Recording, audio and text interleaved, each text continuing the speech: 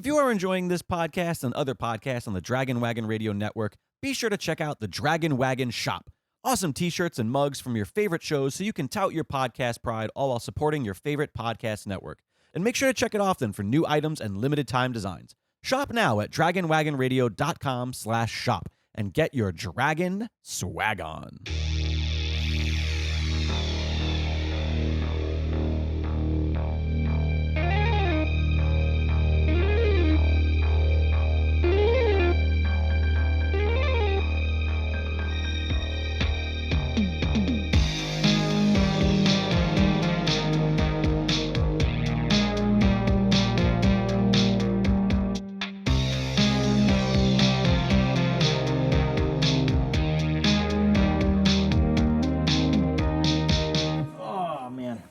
I love how every episode starts with us going, "Oh God!"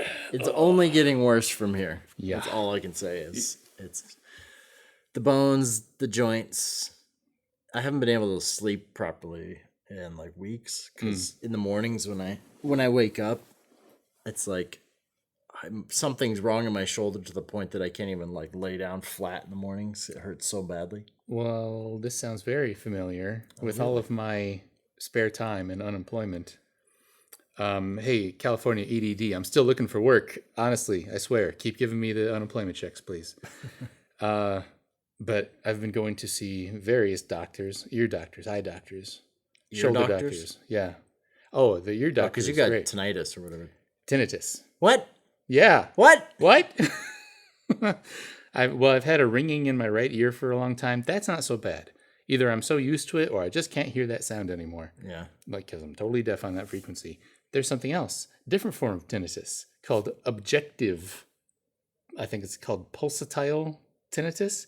There are a couple muscles in your middle and inner ear that there's something called tympani tensor syndrome.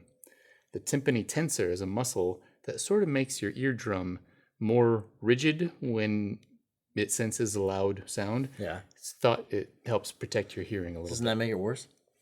Well, when you have a muscle tick or a twitch on that muscle, it's flexing your eardrum over and over so you can hear it. You can hear the little pop, pop, pop, pop. Yeah. I've had that happen. Oh God. It's for the last 3 days. But it goes away. Well, you hope it goes away. Last 3 days of my life, every time I go to bed, it's just like thump, thump, thump, every 20, 30 seconds.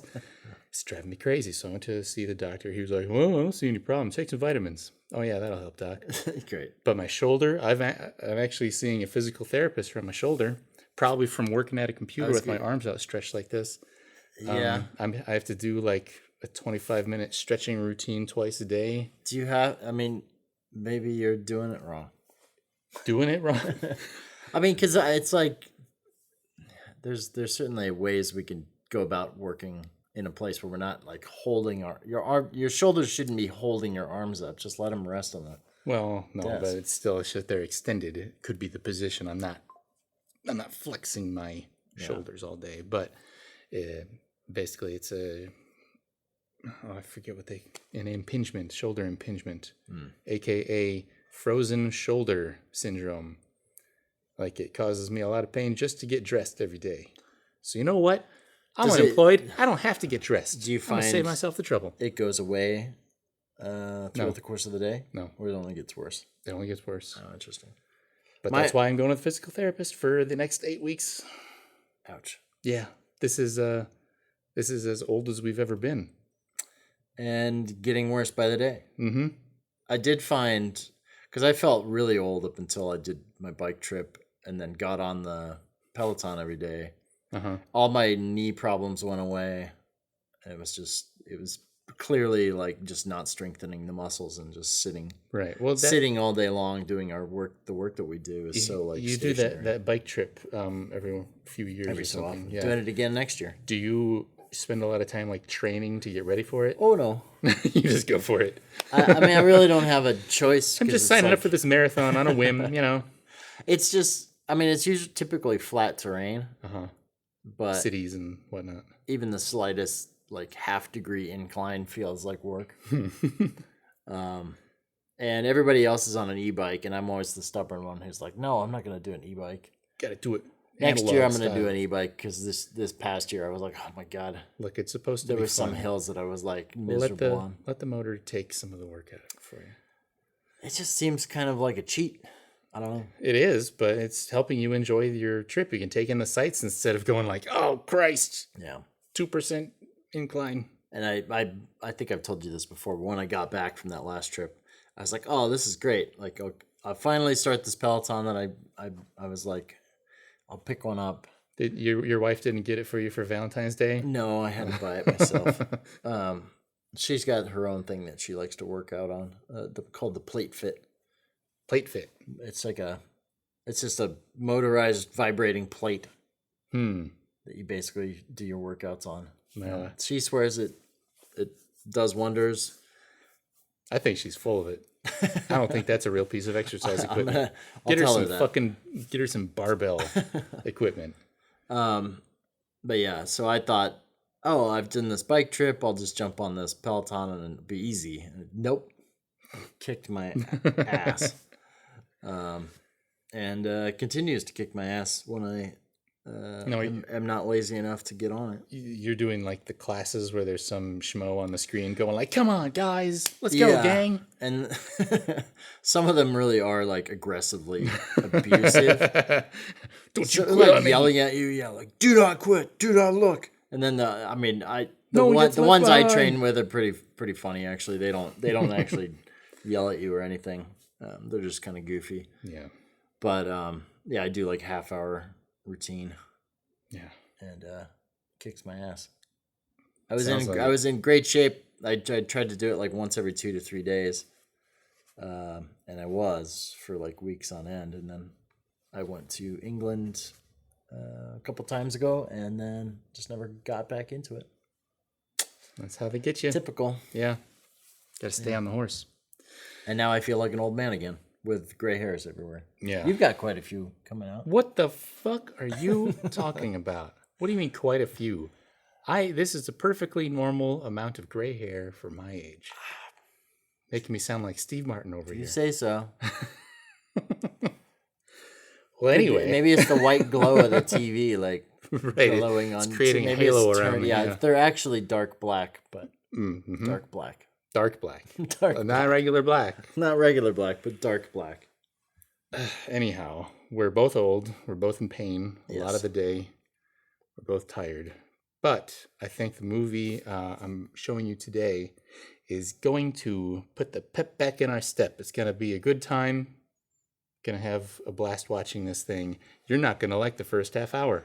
You're going to hate the first half hour. You're going to say, I have what the hell are we watching? idea. I mean, you had to put the movie in to get it started up and ready, and you played like a shot, and I was like, Yeah. what on earth? You're not this? sure. Well, there's the cover on the screen right now. Okay, the title of the movie, everybody listening knows, is One Cut of the Dead. Now, that is not a normal English sentence. That doesn't mean anything. One Cut of the Dead. No, but judging what does it from mean the to you? poster, so the poster's got a girl with an axe, a bunch of hands in the background, which looks like zombie hands, Uh-huh. and then you've got a guy who's holding a camera. So What is it? to me, it's a guy who's trying to make a movie during the zombie apocalypse. Yeah, that's closer than anyone else has ever been. I mean, that sounds ridiculous on its own. But I think I want to tell everybody listening, okay, listener, don't look up anything about this movie. Don't watch a trailer because they give the whole goddamn thing away. And this is one it's better to go in totally fresh, totally blind, the way I did. This is the best movie recommendation I've ever gotten from Reddit. Oh, God. And they have a lot of those dumb threads. But yeah, one cut in this context means one take.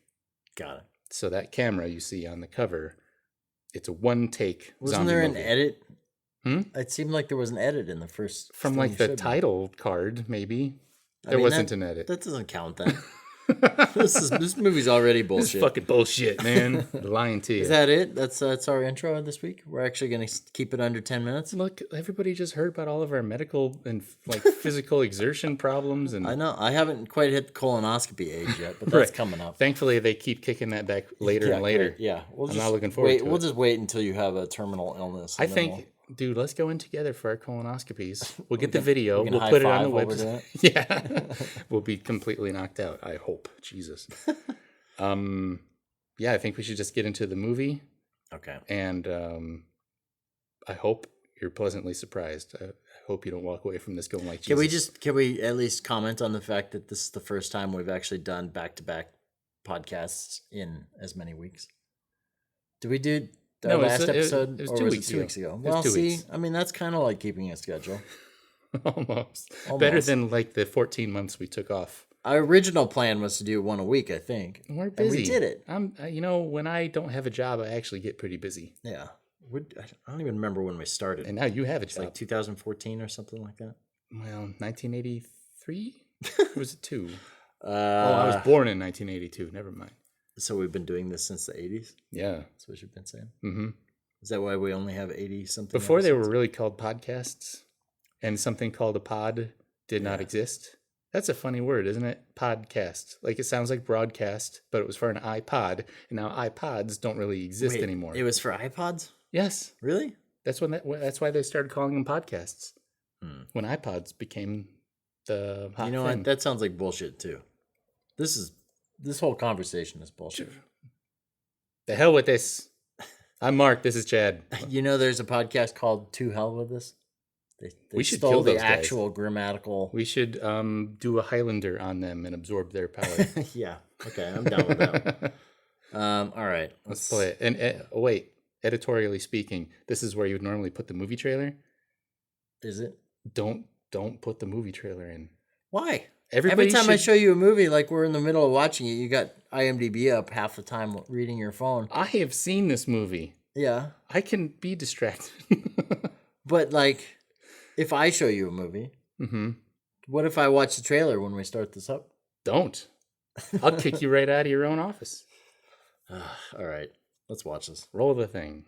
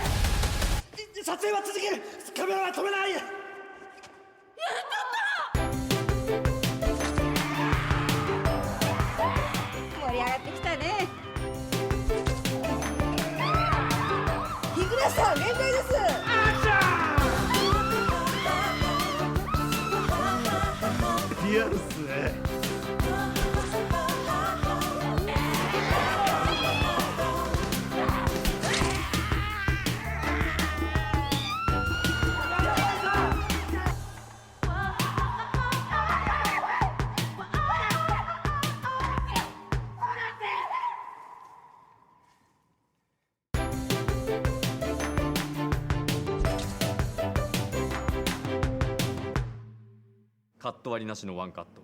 最初から最後まで一度もカメラを止めません。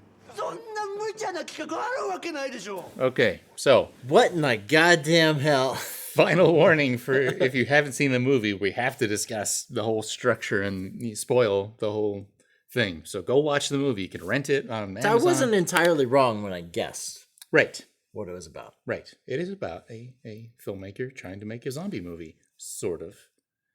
It's about a filmmaker trying to make a movie about a filmmaker making a zombie movie. About a filmmaker Right. making a Right. zombie movie. Yeah. So, But really, it's a story about a father and daughter. yeah, essentially. Well, the whole family gets involved, but yeah, it breaks down into 3 segments. First half hour, roughly, is the movie within a movie. It's one uncut shot Yeah. of the zombie movie that is, purportedly being broadcast on Japanese TV, on the Zombie Channel. Yeah. And then the second half is kind of all the pre-production and how we see them trying to make the thing. Then the last third of the movie is them actually doing the thing. And of course, everything goes wrong. And it is It is. It makes me But joyful. It it just makes me. It feel ties so fucking into good. like everything, like how the movie begins and watching like right, because when what they shot. We see what they shot first. Right, and you're seeing all these kind of like technical mishaps along the way, like and I wouldn't even call them technical mishaps because you don't know that they are. They're just kind of like certain things, weird, like when the camera is dropped weird on the ground pauses. and it doesn't move for like a whole minute and a I half. just assumed it was because she knocked the camera guy out, which turned out to be the case.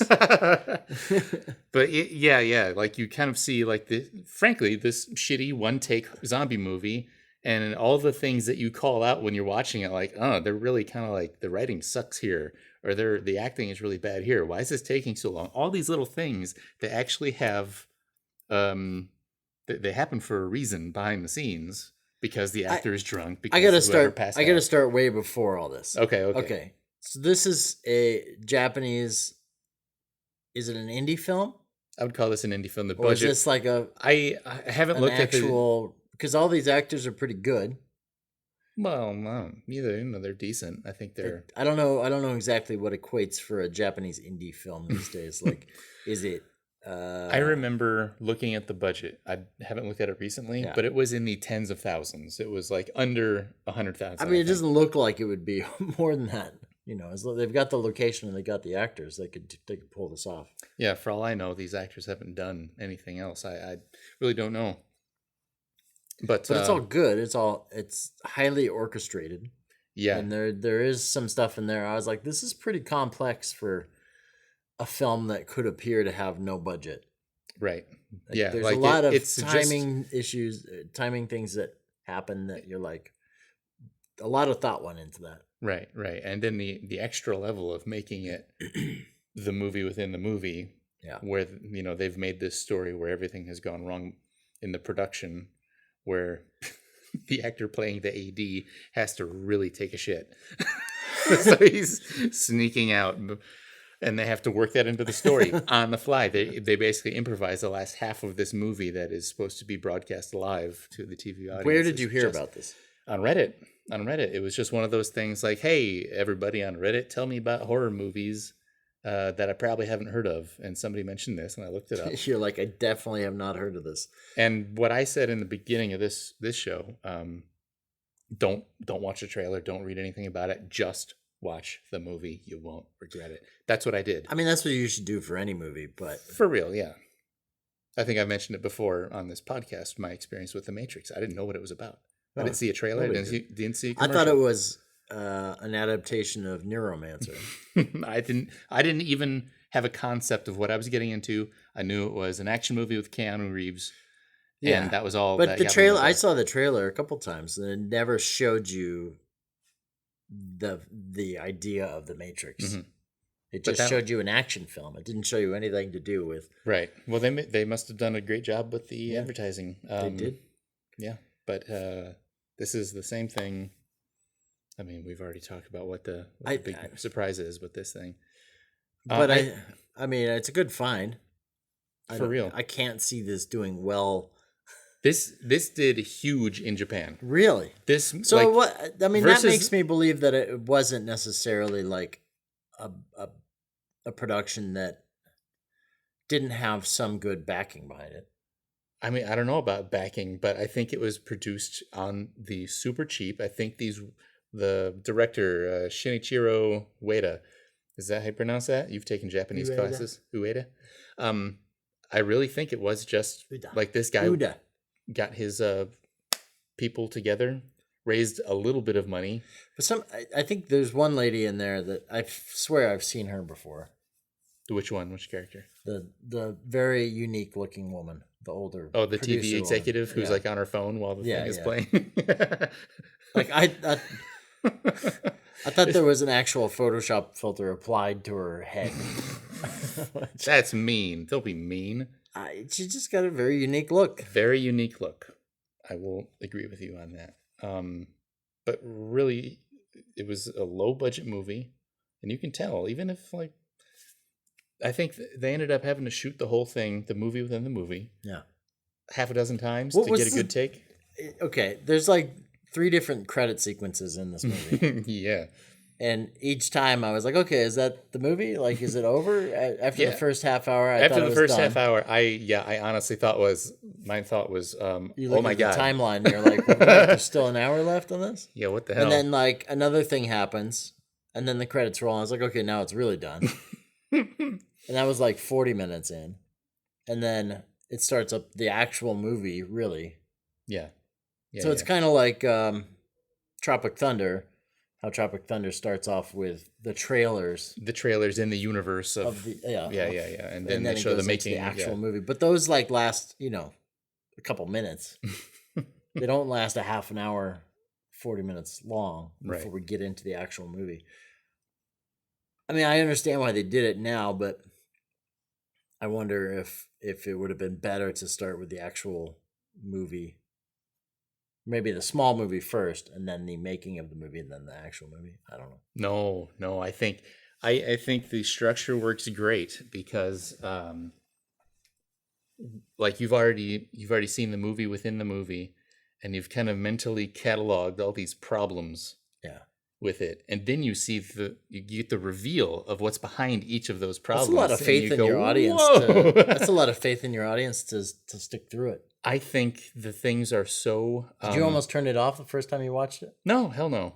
Because I mean, I didn't think the one take zombie movie was really any good, but there was like enough amusing shit happening where I was like, okay, I'll just go with it. And these internet people, whom I do not know, they said, you're going to want to turn it off. Don't turn it off. So I stuck with it. And sometimes you just need to stick with things. I still have a policy of finishing any movie I start. Yeah. That's what we were talking about working out earlier. That's what I do. I have a policy of not stopping before the end of the workout. Oh, okay. However, movies these days, I will stop typically. Which I didn't used to. In your advancing years, you're like, oh man, I'm running out of time. I don't have any time to begin with. So it's like the only time I really watch movies like this now is with you. You're really welcome. God, now you Which can is spread probably the why gospel. I haven't brought any like really independent films for a while. Watcher was not, it's fairly well produced. Probably had like a good few $1 million budget. For real, yeah. You're afraid of indie films being too boring or something? No, I'm past that point, unfortunately, in my life. You're past the point of giving people Where a chance. I watch like just random shit just to see what they can come up with. Shoot. Which is how people lose their edge. I'm saying I'm losing my edge. My watch list on Letterboxd is like hundreds long. Hundreds if all I did was watch 3 movies a day for the rest of my life, I don't think I would finish what I have on my list. I never look at my Letterboxd whenever I want to watch a movie. I always put my reviews on there. I need to check in. Get into it, I guess. Because people I know need to know what I'm watching. I used Letterboxd like 10 years ago when no one else was. Really? And then I gave up on it. I didn't know it was around 10 And then it years was dead for like 5 years. And then suddenly, now it's everyone started using it. Yeah. So I have an account for early days, but I never used it. Come back. Do it now again. I only go up there to see what horrible things people have written about Road to Perth. Oh, no. It's kind of my fun pastime, though. Well, do you remember anything? Does anything, any particular review come to mind? Are they at least clever, or are they just being assholes? They're all trying to be clever. Like that's my problem. That's why with you write film a review. reviewing these days. And not that it has to do with my movie, but it's like film reviews. It's just an excuse for someone to be clever about how they're being shitty. Which is what we do here on this podcast. Just to be smug and snobby about whatever thing they didn't like. Yeah. We do the same thing here on our podcast. But we always like what we watch, just about, except for Phantom of the Paradise. That's a horrible movie. People love it. We're just those two assholes who don't, for some reason. Sometimes. You picked it. There's been other movies I've shown you that you didn't like. Yeah. I'm thinking of Ice Pirates. Yeah. We got berated for that one. We got what? We got berated for that. Anybody who likes Ice Pirates should stay away from movies. Oh, geez. They just got over it. No, they'll never get over it. So I can say whatever the hell I want. Never get over it. Because they hitch their wagon to the... No, wait, I'm getting the metaphor wrong. Oh wow, you totally fucked this one. It would have to be their wagon. I don't know. No, Nobody's listening anyway. No, but anyway. Obviously, there's a lot of creativity, ingenuity, innovation behind this movie. Yeah. It's not No, complete. it's a very smart film. It's not completely unique because there's one play or movie that I can compare it to, which is Noises Off. Have you ever seen that with Christopher Reeve? I think that was directed by Peter Bogdanovich. I want to say I have seen it, but I do not remember it. That is a similar thing where the movie is about the actors who are putting on a play, and you get like a feel for all their interpersonal problems, and this guy doesn't like that guy, whatever. Yeah. And then the end of the movie is them performing the play, and all these things keep going wrong, and it's a very similar thing. Like they just, by the skin of their teeth, they pull it off. That movie is really good too. Living in Oblivion, which we talked about during the movie. Oh yeah, we should. Which we'll probably do a podcast on if we haven't already. We'll bring a guest. I'm not convinced we haven't done it yet. If it's been on the show, I was not part of it because I've only seen it once, and it was like in 2007. I mean, it's a classic movie. If you want to get ahead of our viewing schedule, go ahead and watch that movie. Living in Oblivion with Steve Buscemi. But also Tropic Thunder, like I mentioned, the movie about the movie. Mm-hmm. I guess you don't really see what they're making. Right. I think maybe the end of that movie is like you see the final product. I don't remember now. It's been a long time. That's Orla's favorite movie, so I've seen it more times than I can count. Like just seeing in One Cut of the Dead, the team come together and the improvising happening, and you get this feeling like, oh my God, this is how every movie is made. Yeah. And on some level, it sort of is. Some movies have a lot more time and more money, and they can handle their problems differently. Yeah. But there's always something falling apart. There's some piece of gear that doesn't work right, and they got to rethink it. And an actor gets replaced. Let's think about Eric Stoltz and Michael J. Fox in Back to the Future. Yeah. They had to reshoot a third of that movie or something like that just because it's not working. Very different reasons. Yeah. Hopefully nowadays they just finish shooting with the original actor, and it's just terrible. Or they replace their face later with CG. Or AI. There's that buzzword again. But there's I honestly put this in the same personal category of like my favorite movies as American Movie, the documentary that we did do on the show. Yes. Because that is also about a guy trying to make a movie, unable to do so, and just throwing everything he has at it. Yeah, anything by any means necessary. Right. There is this sort of desperation to be a filmmaker, to go through the process and do the thing and make it work no matter what. Isn't that what we kind of grew up with? Like the early 2000s, late 90s, like our early days of filmmaking. I think every film artist goes through that process of just throw everything at it. Yeah. I went through that in film school, which is, I guess, a good place to do it. Makes sense. And you made some good films, but you refused to show them to the world. Oh, I'm embarrassed. I'm really embarrassed. We're all embarrassed. I'm extremely embarrassed. I remember you had a thing, you were throwing a party where everybody was going to show their like worst movie from film school. Did we ever actually do it? I don't know. I wasn't there. I don't think we ever did. When you told me about it, I turned red. I started sweating. I was just like, no. Why? No one is going to see that. Even now, I'm getting movie. Like a little. Do you have a copy? Don't you fucking put it online? I do. I will literally kill you. I'll kill you. It's not that bad of a movie. It could have. I don't know. I don't even want to talk about it. But yeah. Like now that I work in the industry, I kind of look at that whole process and I go like, God damn it! Can't anybody just get their shit together? Wait, you look at the process of filmmaking in general. Like, oh man, there's another problem. Come on. Well, let's just make the movie. That's why we look back at our old stuff and we think it's not to be taken seriously because it's goofy and slapstick. When really, I think it should be the opposite. But because that's where the true passion comes in. Is I think there's I don't know if we've talked about like the big budget Hollywood movies, but in general on TV shows, on whatever. There's too much money at stake, and no one. Yeah. Everybody is acting. Car horn. Sorry. Not me. Everyone acts in production these days like their job is on the line. Yeah. Every day they go to work, and maybe it's true, but it's like that level of money. Everyone's is so skilled that I think by the time you polish it, it no longer has the sheen of something that's unkempt. Mm. You know, a slimy sheen. A slimy sheen You're of, saying like of a unkemptness. Yeah, like the grossness that comes with, you know, like say a student film or something. Mark has a tendency to check our recorder to make sure it's still recording. We've had a It's couple like, you know, times where it miraculously just just stop stopped. recording. All the I don't time. know. Maybe the power Usually goes out. it's just we don't press go. But you know what I mean? It's like, I guess at this level, like there are things that I watched and I'm like, wow, that felt really fun. You know, like Shaun of the Dead feels fun. And Or yet that's Edgar probably, Wright. even though that's Edgar Wright's one of his early movies after the show Spaced. Sure. Like he had some experience.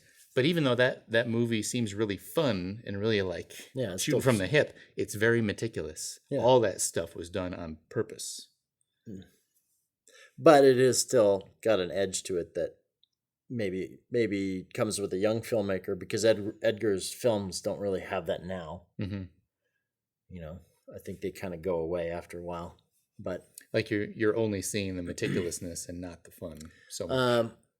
Good thing I have Edgar right on the phone. Edgar, you're live. Who did Guardians of the Galaxy?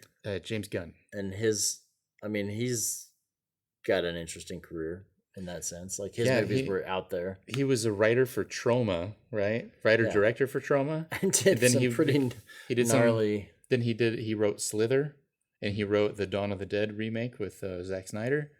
And now he's like he's a head of fucking DC films over at Warner Brothers.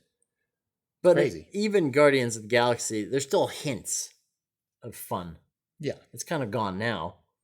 But I believe James Gunn is the guy who will write down every wacky idea he has on the page, and he doesn't care about the budget or how it'll turn out later. He's just like, boom, this is the crazy funny story that I thought of. Though, I guess. I don't know.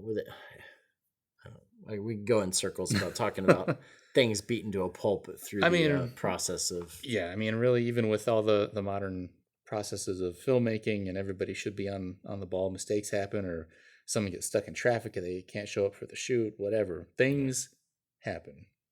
So maybe not on the same level as One Cut of the Dead, but there's a lot of improvising and shooting from the hip day to day.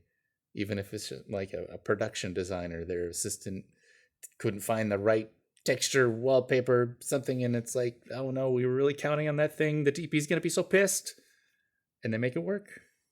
Yeah. That's the line in the movie. Let's make it work. I mean, that's the best part about this movie, I thought. What about it? What? Just like the by any means necessary. Yeah. Yeah, for sure. It's got a real energy, and you feel it from all the characters. They're just so focused on getting this thing done. Everyone's counting on them. How big? So you said this was big in Japan. How big was it? I don't remember. It made tens of millions really in profit based on a tens of thousands of dollars production budget. Tens of millions. I mean, that's pretty big for Japan. I think it did really well. Yeah, but Japan. Again, I mean, looked even this the up a while market, ago, like a big but movie in Japan, doesn't usually get that much. I don't think it was like the number one movie, but it might be the most profitable movie of all time from Japan. Wow.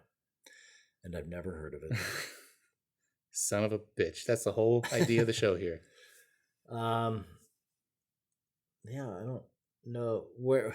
It's a little too late to say this and not have it spoiled for people, but where do they see this movie? Where do they see this? Yeah, where is it even available? You can buy it from any digital source online or rent it from Amazon. Oh wow, so it's actually out there. Oh, it's out there. You can buy the Blu-ray on Amazon. Oh wow, it's like $25, but it's only $2.50 or $3 to rent it. Yeah, they might have it at a lower price or something because it is such a small, low budget movie. They aren't going to make you pay as much as it sees to see a Transformers. I don't know, but yeah, it's totally out there. Just do a search, you'll find it. Really great. Well, good find, Mark. Thank you. Is this the end already? I mean, the beginning was so short. How long did you think this was going to be? I don't know. It's What else did you want to talk about? I guess nothing. You want to talk about the filmmaking techniques? Lots of handheld. Lots of handheld. Oh, you do a lot of stabilization in your VFX career. How would you handle this movie? I wouldn't. I would quit. I would tell them to. I would leave quit. my office immediately. I used to love handheld back in the days that I felt like making movies like this. Well, there's a certain kind of handheld I like. Yeah. The Law and Order. Reasonable handheld. I'm talking like 1990 Law and Order. The floating over the shoulder kind of camera work, not the deliberately shaky Jason Bourne bullshit. Did they do that on purpose, or is it just because they aren't trying to keep it stable? Law and Order? No. The Jason Bourne thing. Is it because they're trying to be more nimble and they're just thinking that they're holding it? Oh, They no. have I mean, a more lightweight camera. those movies are deliberately, like, especially on the second one, they started calling it like shaky cam fight scenes. I remember that was a choice people they were made. throwing up, especially on like Ocean's 12. Oh, Remember, was that a lot of Wasn't handheld? that a handheld one? I I know just that- remember people saying how they were like they couldn't sit close to the screen because it was making them nauseous. I know the whole concept was like Soderbergh making it like a French New Wave film, and I guess that's where the handheld came Did from. he tell anyone that before they went and saw it? I think it was in Better the- question. Did anybody know what French New Wave was that was going to go see Ocean's 12? No, and that's why Steven Soderbergh is Steven Soderbergh. He 'Cause can he do what gives- he wants. I'm going to shoot it on an iPhone, bitches. Hey, that movie, the movie he shot on an iPhone is That's called good. Unsane. That's a pretty good movie. Yeah, I enjoyed it. Yeah, for real. I mean, he does that every 5 seconds. It's like a different. He just switches up his whole movie. thing. Yeah. Let's get Soderbergh on the show let's next episode. Bring him on by. Let's go. We'll talk about I don't know, Kubrick's first movie. I don't know. Whatever he hasn't seen. Yes. Anyway, thank you for listening to us gab this long. I guess we're gonna. You're welcome. I'm talking to the Oh. listener. I'm talking to our audience, our friend on the other Do you side. think we'll of have us. guests from now on? That's up to you. I man. tried to think if we could. I don't get have one. any I would friends. love to have a third person on the show all the time, but it's hard Ashley's too enough busy. getting. It's hard enough getting you and I together. Right. Orla doesn't like movies. That's the perfect person. She can explain what's wrong She would never with sit down. everything we show her. Oh my god. That'd be amazing. That's great. Yeah. On that note, Go get this movie. sure. You think I'm fucking around? You go rent this movie. You watch it. It is worth an hour and a half of your time. It's true. You will wonder what the hell you're watching the entire time. Yeah, don't turn it off. Keep going. And don't check IMDb like Mark does in the middle of movies. What? I needed details. I needed some, things to God talk will about. punish you. All right. Well, that was going to happen anyway. I'm out of here. That's true. Bye.